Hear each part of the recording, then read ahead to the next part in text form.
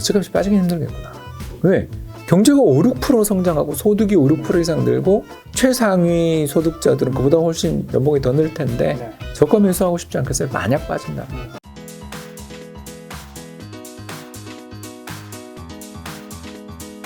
자, 그럼 주식은 좀 이따 다시 얘기하고 부동산만 또 다시 똑같이 짚어보면 부동산은 좋다니까. 금리 인상이 하는데 부동산이 좋다고 하시는 거는 지금 하락을 얘기하시는 분들은 이 금리 인상에 대한 그 이자에 대한 부담을 너무 우리가 그거를 생각보다 부담을 안 느끼는 것 같다. 사실 그게 굉장히 큰 부담일 수 있다라고 얘기하시면서 얘기하잖아요. 그런 이야기를 하시는 분들은 죄송하지만 숫자를 안 보시는 거죠. 이건 진짜 우리 김 작가님하고 제가 친하니까 약간 팁을 풀어드리자면 이게 이제 약간 속 터지는 숫자가 나오기 시작할 거라서 제가 여기서 이야기를 하는 거예요. 속 터지는 숫자? 뭐냐 하면 작년 우리나라 성장률이 아직 나오지 않았지만 4% 정도 나왔을 거예요. IMF 성장률은 4.3%로 전망했는데 연말에 다시 사회적 거리두기 했기 때문에 조금 안 나왔을 거예요. 그래서 한 4% 봐요. 그리고 소비자 물가가 이번에 3.7, 3.6 나왔죠. 근데 연간 기준으로 해서 2.5 나왔어요. 자, 이 둘을 합치면 한 해 우리나라 명목 성장률, 경제의 외형 성장률이 5, 6% 사이였다는 거죠. 자, 그리고 올해 IMF 전망이 얼마냐면 올해 우리나라 경제 성장률이 3.3%를 IMF가 전망하고 있고 여기에 소비자 물가 상승률 2% 초반 정도 봐요. 그러면 올해도 다시 5, 6%죠. 그렇죠. 그리고 작년은 4%에 2%니까 5, 6% 이상이었지 사실은. 이해되시죠? 지금 제가 뭔 말하는지. 그러니까 2년 연속 5에서 6% 정도의 5, 6%대의 상당히 보기 힘든 고성장이 나왔어요. 이건 뭘 뜻하냐 하면 자, 여러분 이거 이제 여기까지 따라오셨죠? 자, 그리고 여러분이 갖고 있는 일자리나 또는 사업체가 경제의 외형 성장만큼 따라가는 사업체를 갖고 있다. 그게 일반적이겠죠. 그죠? 삼성전자처럼 훨씬 빨리 가는 데도 있지만 또 처지는 데도 있고 그러지만 우리가 일단은 지금 그냥 계산을 편하게 하기 위해서 당신의 임금, 당신의 사업체의 이익도 경제 성장하고 같이 간다라고 가정을 하면 무슨 말이냐면 집값이 그러면 5, 6% 올라간 건 문제가 안 됐겠죠. 작년에 20% 올랐던 게 문제인 거지. 작년에 그 KB 부동산 전국 아파트 가격이 20% 올랐어요. 서울 말고 인천 말고 전국이. 이거가 높은 성장이고 이건 과하다. 동의. 근데 그러면 올해는 우리가 마이너스 성장할 것인가? 그건 아닌 것 같은데. 그렇죠. 또 두 번째, 인플레가 죽을 것인가? 그렇게 쉽게 안 죽을 거죠. 그냥 한 2%는 나올 거잖아요. 2% 더 나올 수도 있고, 그죠? 그러면 올해 우리나라 성장률 5% 중반이거나 후반이야. 작년도 6% 중반이거나 초반이야. 그건 뭐 아직 모르니까. 이렇게 높은 성장이 계속되면서 이번에 SK하이닉스 신입사원 초봉이라고 인터넷에 돌아다니는 거 맞죠? 얼마예요? 한 장이 넘는다고요. 신입사원이? 평균 연봉 아니고? 그게 나와서 그래요. 특별 보너스들이나 이런 게 나왔잖아요. 신입사원이. 예, 작년에, 그러니까 재작년에 들어가셔서 작년 초에 배치 받으신 분들인 것 같아요. 그러니까 그게 짤이 돌아다니지. 꼭 찾아봐요. 나와. 여기 아마 참고로 이렇게 나올 거예요. 그 인터넷 커뮤니티에 엄청나게 돌아다녔어요. 저는 참고로 야구를 좋아해요. 예, 그 엠모파크에 엄청 하루에 한 번씩 봤어요. 1억하고도 더 넘어요. 자, 제가 이야기하는 게 기분이 나쁠 수 있다라고 이야기한 게 이거예요. 근데 여러분 그렇게 안 되는데. 그럴 수 그러니까 있죠. 그렇죠. 근데 이게 근데 집은 부자들이 사는 거잖아요. 우리나라 전체 주택 보급률은 뭐 100%라 그러지만 자가 소유율은 60%대 초반 그것도 안 될 때도 있었고 그렇거든요. 그러니까 이게 전체 10가구 중에 6가구만 집이 있단 말이에요. 그것도 지방 부동산, 값싼 지방 부동산까지 포함해서 그렇고 서울은 아시는 것처럼 10가구 중에 4가구만 집이 있거든요. 아, 진짜요? 네, 서울 사는 사람의 서울은 그럼 자가 보급률이 한 40%인 거예요? 40%입니다. 아파트는 더 낮을 거예요. 이건 그 빌라까지 다 포함한 겁니다. 단독주택 빌라 포함한 겁니다, 여러분. 제가 이렇게 팩트를 가지고 폭력하는 걸 폭행을 자주 하죠, 제가. 그러니까 오늘 이걸 두 개를 딱 듣는 순간 이제 아셨죠. 이 집값이 빠지기 힘들겠구나. 왜? 경제가 5, 6% 성장하고 소득이 5, 6% 이상 늘고 최상위 소득자들은 그보다 훨씬 연봉이 더 늘 텐데 저가 매수하고 싶지 않겠어요? 만약 빠진다. 아니 근데 박사님 지금 말씀과는 다르게 지금 뉴스 같은 거 보면 부동산 시장이 지금 거래 절벽, 그다음에 매매가 하락하는 뉴스 막 계속 뜨고 있잖아요. 그건 당연하다니까. 요거는 뭐예요, 그러면? 왜냐하면 이번에 매매가 하락됐다는 데가 하남이랑 의정부가 떴어요. 근데 그 작년에 얼마 올랐는가를 좀 확인하고 그런 뉴스를 쓰라는 거예요. 작년에 이 도시들이 특히 의정부, 인천, 고양, 네. 그리고 밑에 까먹었다. 안산 시흥이 40% 가까이 올랐어요. 예, 재작년 세종이 44% 올랐는데 네. 예, 인천의 일부 지역 그 아파트 실거래가가 올라오면 더 확실해지고 더 올랐을 것 같은데 KB 부동산 시세 기준으로 40% 가까이 올랐어요. 자, 40% 오르고 조정은 당연한 거 아니에요? 그렇죠. 그걸 조정이라고요? 아니, 우리 여러분 솔직하게 얘기합시다. 3억이 5억 됐어. 그리고 4억 8천 됐어. 빠진 거예요? 2년에 걸쳐서 3억이 5억 됐다가 거기서 2천만 원 호가 빠지는 게 빠진 거예요? 지금 박사님 말씀은 잠깐의 조정이 아니라 잠깐의 조정인 거지. 하락으로 가는 길은 그럼 아니다. 모른다는 거지. 이 지역별로 각 지역별로 작년에 전국 아파트 가격이 전국 평균 아파트 가격이 20% 올랐어요. 그 과정에서 빠진 지역이 있었어요, 여러분. 어디죠? 세종시 빠졌어요. 왜? 재작년에 40% 올랐다니까요. 그러니까. 그게 빠진 거예요? 아니죠. 여러분, 버틴 거지. 가격으로 인정받은 거라니까. 거기서 30% 빠져야 40% 올랐으니까 30% 빠져야 제자리잖아. 그렇죠, 그렇죠.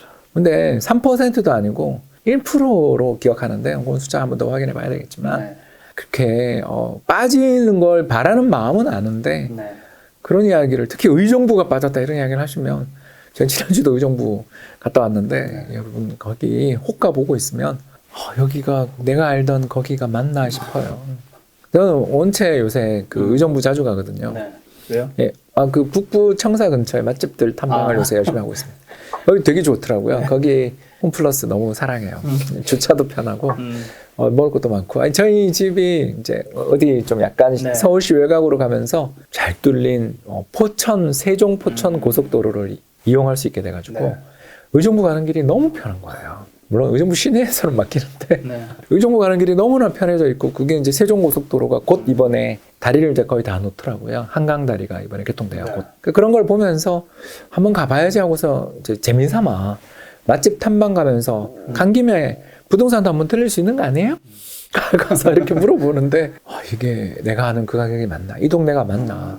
싶을 정도로 놀라운 가격들을 보면서 빠졌다라는 거는 뭐 있을 수 있죠. 그거는 그렇죠. 기준에 따라. 그러나 그렇게까지 올랐다가 조금 호가 내려간 걸 빠졌다라고 이야기하기는 좀 어렵지 않냐. 이 결국 저희 주장은 뭐 간단해요. 시장금리 오른다. 동의. 한국은행 2번 내지 3번 금리 인상해서 지금 현재 1%인 걸 예를 들어서 1.5%, 1.75를 갖다 놓는다. 자, 근데 올해 우리 명목 성장률 얼마냐? 5, 6%. 작년 6%. 작년 6%는 넘을 것 같아요. 좀 기분이. 아직 성장률이 완전히 나오지 않아서 제가 자꾸 5, 6%대라고 말만 하는데 그러면 그 정도의 어마어마한 경제 성장이 나왔는데 PIR이 제자리에 있다면 소득 대비 주택 가격 배율이 제자리에 있다면 집값이 오른 만큼 그러니까 소득이 오른 만큼 집값도 올라야 됩니다. 근데 물론 작년에 땡겨 썼으니까 올해 탄력이 둔화된다. 이건 제가 동의한다니까요. 근데 빠진다라고 이야기하려니 그게 빠지는 것인가? 이걸 빠진다고 이야기할 수 있는가? 이게 오히려 올라간 가격이 정당화되는 거래 아닌가? 거기서 예를 들어서 1, 2천만 원 빠져서 거래가 되면 이건 급등이 합리화되는 거 아니냐? 그 가격에도 사겠다는 사람이 나온 거 아니냐? 가 되는 거일 수 있는 거지. 빠졌다 아니다를 우리가 이렇게 단언하기는 어려운 것 같다. 근데 그 와중에 신고가 갱신하는 지역도 있잖아요. 그렇죠. 이건 왜 그래요? 강남. 왜? 왜 신고가 갱신하는 거예요? 자, 여러분 트로피 아파트. 트로피? 그 선수가 이렇게 경기를 해요. 하다가 세계 챔피언이 됐어요. 그러고 난 다음에 화목한 가정을 꾸려서 잘 사는 사람도 있어요. 그러나 우리 미국의 마이클 조단 형님부터 시작해서 수많은 우리 챔피언 형님들이 어때요? 그러니까 수많은 프로 스포츠에 어마어마한 부를 일군 형님들 중에서 이혼하신 분이 되게 많죠.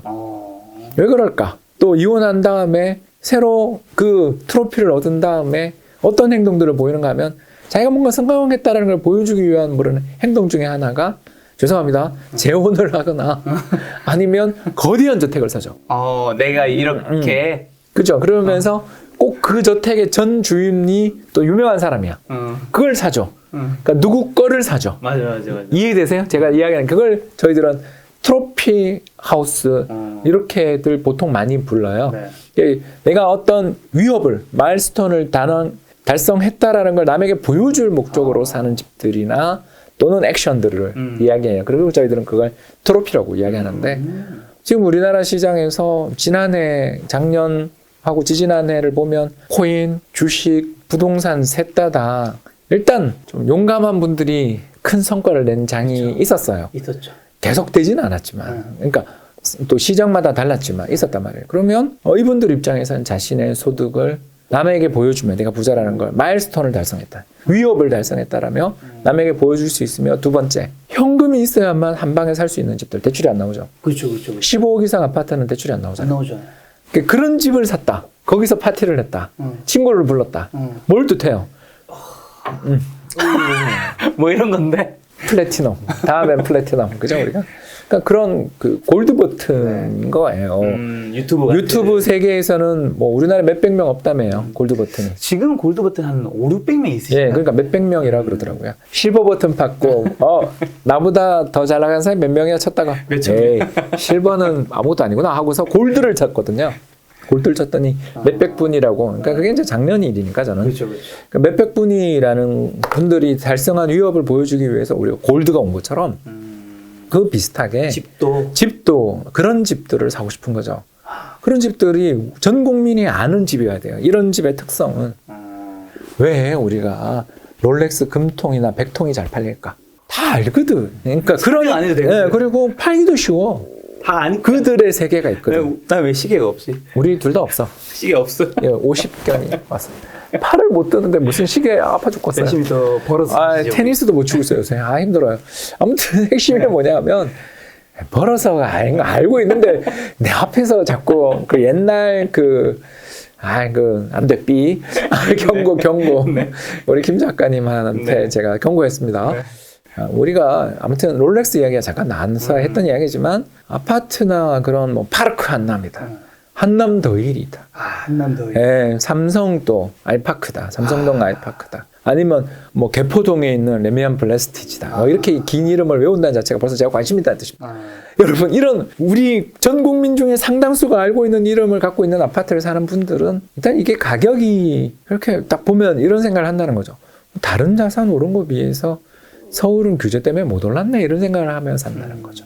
또 이걸 산다는 건 종부세가 방긋 저기서 미소를 짓고 있는 걸 그걸 다 매년 내야 된다는 뜻이잖아요. 박사님 말씀 들어보면 어쨌든 정부도 뭔가 똘똘한 채 규제가 그쪽으로 가고 있으니까 이런 쪽은 계속 조금씩 더 올라가겠네요. 그러니까 이제 올해 제 전망대로라면, 그러니까 우리나라 성장률이 3에서 뭐 4% 사이 나오고 물가도 2에서 3% 사이면 거의 한 5, 6% 이상 성장이 나오는 걸로 보이잖아요. 물론 이제 탄력은 둔화되니까 주가가 힘들어졌지만, 왜냐면 작년 성장률보다는 못하니까. 그렇죠. 그러나 올해도 고성장이라는 거고, 그 상황에서 누군가는 분명히 인센티브를 받아서, 누군가는 스탁 옵션을 받아서, 누군가는 상장 차익을 실현하며 퇴사하시는 분이 나올 텐데, 그분들이 뭘 살 것인가? 남이 알아주는 걸 사고 싶을 것 같아. 그래서 그 시장은 조금 다른 시장 같다 이제. 저는 이제 정말 그런 시장에 대해서는 보도 안 했으면 좋겠다. 몇 번 제가 이야기했었지만, 서울에 가구가 400만 가구가 있고 그 중에 아파트는 150만 호밖에 안 되고 150만 호 중에서 정말 자기 소유의 집으로 사시는 분은 거기서 40%가 다시 안 된다. 말씀 몇 번 드렸잖아요. 대략 뭐 계산해 보니까 70만에서 60만 호 정도가 서울에 아파트를 보유하신 분이에요. 그럼 우리나라가 2천만 가구인데 상위 3%의 비즈니스고, 그 중에서도 강남 3구, 4구, 5구에 사시는 분들은 또 그 중에서도 절반 이하일 거 아니에요. 1% 이하기. 그러니까 전 국민 최상위 1%, 순자산 커트라인 기준으로 해서 얼마 전 나왔던 가계금융복지조사 기준으로 해보면 30억이 커트라인이거든요. 1% 커트라인. 이게 그 가구 기준이, 개인 기준 아니에요. 가구 기준이. 대한민국 상위 1%. 상위 1% 커트라인이 언제 기준? 2021년 3월 기준으로 대략 30억으로 보이는데, 커트라인이 올라가는 거가 그 정도입니다. 참고로 이건 작년 3월 데이터니까 올해 당연히 더 오르겠죠. 그러나 아무튼 30억이 한국의 최상위 1% 커트라인인데, 그 사람들인 거잖아요. 지금 아까 이야기했던 거예요. 그렇죠. 강남의 아파트라는 이야기를 한다는 자체가. 근데 우리나라 전 국민 99%는 상관없는 일인데 자꾸 거기가 얼마가 했네. 물론 재밌지. 그럼 부자들의 이야기는 재밌죠. 그러나 저는 그게 보도의 대부분이 돼서는 안 되고, 부동산 시장이 올해 이렇게 오르는 이유가 투기 심리 때문이고, 뭐 정말 나쁜 사람들 때문에 이렇게 됐다라고 이야기하기에는 너무나 큰 돈이다.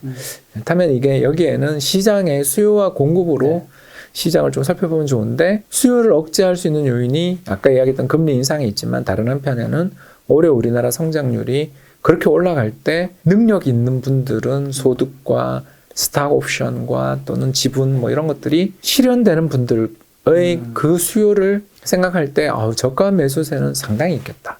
예를 들어서 아까 이야기했던 선호하는 지역에 급매가 나온다 그러면 살 사람 되게 많은 시장이다라는 거죠. 오른다가 아니라. 근데 그 부동산 쪽에서 어떻게 보면 한국에서도 지금 인구 감소랑 고령화는 계속 되고 있잖아요. 그렇죠. 그러면 당연히 뭐 전반적으로 사실 부동산 집값은 우상하겠지만 좀 전국적으로는 소도시라든가 광역시도 조금 위험할 수도 있는 건가요? 네, 저는 그렇게 보죠.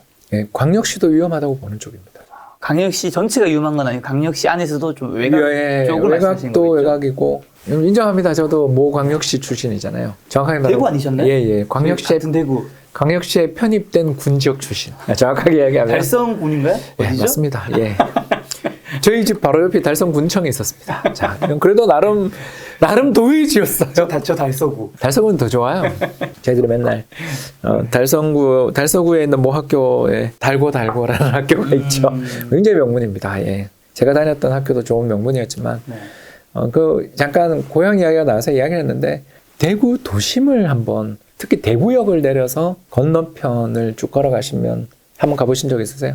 옛날에는 그쪽 편에 그걸 표현했었나? 예, 아무튼 뭐 그런 이상한 게 있었잖아요. 이 했고요 지금 검색해 본다니까 안 돼. 그런 이야기 하면 안 돼. 디테일한 건 안 돼. 이 들으시는 분들 중에 검색해 보시는 분이 나온다니까. 네네. 그러지 말고요. 이제 이렇게 쭉 걸어가다 보면 밤에 무서워서 못 가요. 그러니까 왜 그럴까? 간단해요. 이 도심이 굉장히 좋은 지역이잖아요. 그 앞에 큰 역도 있지, 지하철도 있는데 왜 거기는 껌껌할까? 왜 그러냐면 이해관계가 너무너무 복잡해서 그래. 이해되시죠? 그러니까 재건축, 재개발이 잘 안 되는 게 이렇게 시줄, 날줄로 얽혀있는 이 어마어마한 사람들의 네트워크와 소유지분 구조가 이렇게 쪼개져 있다 보니까 우리나라 광역시의 특징이 뭐냐면 자꾸 외곽이 발전해요. 부산은 해운대, 그쵸? 그리고 대구는 수성구, 대전은 대덕, 세종 쪽, 그리고 당장 많이들 이야기하지만 광주만 해도 봉선동이나 상무지구 이야기를 한단 말이에요. 가보면 들이에요. 왜 그러냐 하면 이런 광역시들은 주변에 뻗어나갈 수 있는 군들이 기장군, 대구는. 저기 부산은 기장군, 대구는 아까 이야기했던 저 달성군이 있잖아요. 그런 것처럼 이번에 또 7곳까지 뻗어나가고 있죠. 근데 이런 식으로 군 지역들을 통합해서 만들어진 시기 때문에 옆에 농지를 개발하면 돼요. 그래서 반야월 혁신도시도 그렇고요. 계속 어떻게 돼요? 외곽에 나가서 올려요. 신축이. 그리고 그쪽이 중심이 돼요. 그리고 자꾸 거기가 낡으면 또 외곽으로 가요. 그래서 도심이 어떻게 되냐면 권리관계가 굉장히 복잡한 그런 지역들일수록 좀 어려워요. 이해되시죠? 자, 이런 이야기들을 쭉 하다 보면 이게 그 서울이랑 정말 다르다라는 걸 느끼셨을 거예요. 서울은 도시재생도 있고 이번에 또 창신동이라든가 숭인동이라든가 또는 이번 고시촌 이거 이름 뭐죠? 노량진이라든가 노량진 같이 이렇게 좋은 지역들이 굉장히 좋은 지역인데도 아까 이야기했었던 시절 날줄에 얽혀있는 수많은 이해관계자들 문제들이나 이런 걸로 인해서 잘 재건축 재개발이 안 됐었는데 집값이 오르니까 결국 거기도 왜냐면 거기가 너무 좋은 자리니까 개발이 되거든요. 흑석동이 저렇게 될 줄 우리 몰랐잖아요. 몰랐죠. 그런 것처럼 인구가 계속 집중되고 부자들, 부유한 혁신 성장 산업에 발을 걸치고 있고 지분을 가지고 있고 일을 하고 있고 거기랑 연관되는 어떤 일들을 하고 계시는 분들은 앞으로 우리나라 경제는 거기 달려 있잖아. 그러면 거기에 계시는 분들이 선호하는 지역, 그분들이 일하고 싶어하는 지역 근처에 있는 교통으로 연결될 수 있는 지역들은 결국은 되는 거죠. 그렇죠. 그러면 그런 지역이 우리나라 몇 개 있나? 크게 봐서 2개밖에 없지 않냐라는 거죠. 아직은. 서울 빼고는 어디? 서울 수원 클러스터 그리고 대덕 세종 클러스터. 이게 세계 20대 클러스터 안에 우리나라가 2개 있습니다. 너무 세계적으로 자랑스러운 숫자들이고요. 이런 어마어마한 클러스터를 갖고 있어요, 한국이. 참고로 서울 수원 클러스터는 세계 4위입니다. 그리고 세종, 대덕, 그리고 대전 클러스터가 세계 20위권 전후입니다. 그 밑에가 마창진, 울산, 기장 쪽이 그래서 2개가 더 있고요. 아무튼 근데 거기는 100위권 내에 있는 클러스터라 제가 뭐 잘 몰라요. 공부가 부족해요, 제가. 왜냐하면 저는 이 매크로 이코노미스트니까 뭘 보냐 하면 우리나라 성장을 앞으로 주도할 때가 어디고 어디가 돈이 되는가를 굉장히 공부를 할 수밖에 없잖아요. 강제 공부를 당하잖아요. 그래서 하다 보면 이게 되겠어 싶긴 한데 아무튼 우리나라의 미래는 인터넷, 바이오, 게임, 배터리, 뭐 반도체 이런 쪽이지 다른 데는 좀 잘 안 보이잖아요. 그렇죠. 그런데 그 산업들이 어디에 발달돼 있나를 보니까 대전대덕도 굉장히 세종대덕도 굉장히 당장 KDI부터 그거 다 내려가 있으니까 또 음성도 옆에 보면 바이오 단지들 오송, 은성 쪽도 바이오 단지들도 있고 하니까 거기는 괜찮아 보이긴 하는데 거기서 더 확산될 때가 있는가에 대해서는 아직 공부가 필요한 것 같습니다.